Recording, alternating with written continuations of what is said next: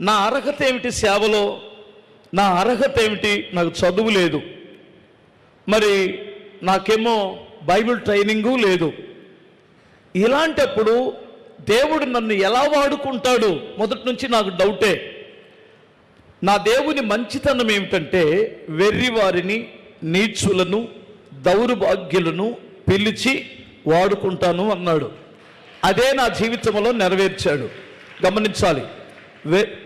జ్ఞానులను సిగ్గుపరుచుటకు వెర్రివారిని, నీచులను, దౌర్భాగ్యులనేటువంటి మనుషులని పిలిచి కూడా దేవుడు వాడుకోగలడు.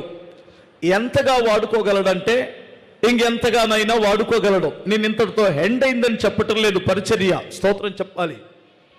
నేను చాలాసార్లు దేవుణ్ణి నేను ఆయన చెప్పని పనులు చేసి, ఆయన చెప్పనటువంటి క్లారిటీ లేనటువంటి పనులు చేసి దెబ్బలు తిన్న సందర్భాలు కూడా ఉన్నాయి. అంటే ఏంటి అంటే వ్యభిచారం, దొంగతనం, డబ్బులు కాదు. అర్థమవుతుందా? దేవుడు ఈ మీటింగ్ పెట్టాలా? ఈ మనుషులను నమ్మాలా? నమ్మకూడదా? ఏం చెయ్యాలి అనేది దేవుడు చెప్పకుండానే కొన్ని నా దాన్ని ఏమంటారో, అమాయకత్వం అంటారో, అతి నమ్మకం అంటారో తెలీదు, అలాగూ నేను చాలాసార్లు దెబ్బతిన్నాను. అయినా దేవుడు నేటి వరకు ఆయన కృప నాకు తోడుంచి ఎక్కడ సిగ్గుపడనివ్వకుండా కాపాడాడు.